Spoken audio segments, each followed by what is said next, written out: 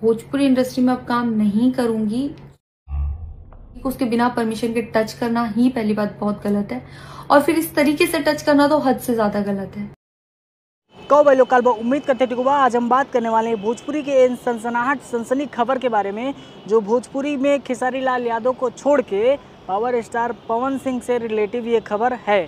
अभी 2-3 दिन पहले पवन सिंह का एक इवेंट हुआ था, जिस सैया सेवा करेला गाना का लॉन्चिंग के वजह से लॉन्चिंग का इवेंट था। उस इवेंट में हरियाणा का कोई एक्ट्रेस थी जो आई थी, और उसी को लेके विवाद हुआ था। थोड़ा सा विवाद था तो हमको लगा शांत हो जाएगा, लेकिन नहीं। कल मैंने देखा कि उस एक्ट्रेस ने यूट्यूब पे एक वीडियो अपलोड किया है, जिसमें बताया है कि मुझे उस तरह से वहाँ पे टच किया गया था कि देखो यहाँ पे कुछ लगा हुआ है, वहाँ पे कुछ लगा हुआ है, ऐसा करके पवन जी ने मुझे टच किया था, वो भी बिना मेरे परमिशन के, मेरे से बिना पूछे उन्होंने टच किया था।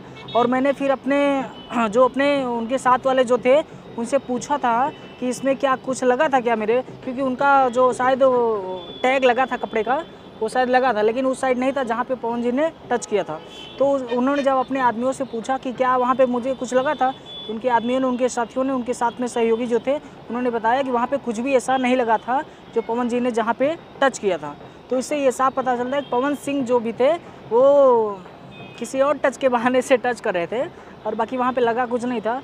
और एक तरफ है खेसारी लाल यादव जो बॉलीवुड में जाके जमानत जैसी मूवी वेब सीरीज कर रहे हैं और भोजपुरी को आगे ले जाने की कोशिश कर रहे हैं। वहीं पवन सिंह और छिनराई की वजह से भोजपुरी को और गंदा हुआ। उस एक्ट्रेस ने क्या कहा पता है आपको?